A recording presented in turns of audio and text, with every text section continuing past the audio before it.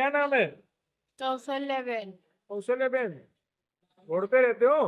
हाँ बेटा, क्यों? क्या करे, कोई नहीं तो ठीक है, अपने बैठ के बात करते हैं ना. या હેલો દોસ્તો, અત્યારે અમે લોકો નારોલ પોલીસ સ્ટેશન આવ્યા છીએ અને અત્યારે સી ટીમ અહીંયા છે અને અગ્રવાલ સાહેબ જે નારોલ પોલીસ સ્ટેશનના પીઆઈ સાહેબ છે. અહીંયા એક ભાઈને એક દાદી મળી આવ્યા હતા અને અહીંયા લઈને આવ્યા છીએ, તો વાતચીત કરીશું દાદી સાથે કે એમની પરિસ્થિતિ શું છે. દાદી, શું નામ છે તમારું? कौशल्या बेन। કૌશલ્યાબેન. તો શું પરિસ્થિતિ દાદી, કેમ રોડ ઉપર હતા? શું કરે, મગજ કંઈ કામ નહીં કરતું, આના હિસાબથી રોડ રોડ રોડ ઉપર રહેતી હતી. કોઈ રોટી આપે, કંઈ આપે, ખાતી હતી. હવે 4 દાડા 5 દાડા થયા તો કે ચલો તમારે લઈ 4-5 જાઉં છું. દિવસથી? હા, રોડ ઉપર હા. બસ સ્ટેન્ડે. અચ્છા, તમારા પરિવારમાં કોણ કોણ છે? અમારા પરિવારમાં કોઈ નથી બેટા. દીકરા છે તમારા? દાદા? દાદા તો ઉપર ગયા. અચ્છા, તમારું ઘર? ઘરદાર કંઈ નહીં બેટા. કેમ હતું? શું કરે માણસ, કંઈ બોલતા નહીં હતા ને કંઈ નહીં.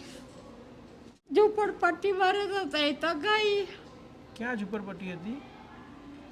એ ખબર નહીં મને બેટા. રોડ ઉપર કેટલા ટાઈમથી છો તમે? ત્યાં 3-4 મહિના થયા રોડ ઉપર. અહીંયા ફરો, કોઈ રોટલી આપે, કોઈ કંઈ આપે, ખાવું ને રહેવું બેટા.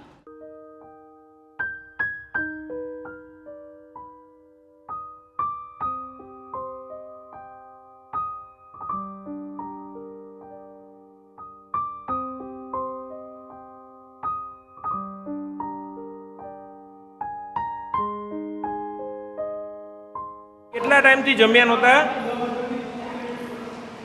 5 દિવસથી. એ રોડ ઉપર પેલા રોડ છે ને ઈસરપુર, એ બસ સ્ટેન્ડ હતી. આ તમારા જેવા ભાઈ ને બે બાજુ બેસતા ને દારૂ પીને. મેં એને બોલી, મેં કીધું જો અહીંયા નહીં બેસવાનું હો, હું એકલી છું, ગયડા માણસ. પછી એમને ભગાડી મેં. અચ્છા, 5 દિવસથી જમ્યા નથી? તો એને જમી લો ને. તમારું ધ્યાન રાખવા વાળા 10 જણા હશે અહીંયા. હો, ચિંતા ના કરતા, જમી લો. હવે આરામથી રહેજો.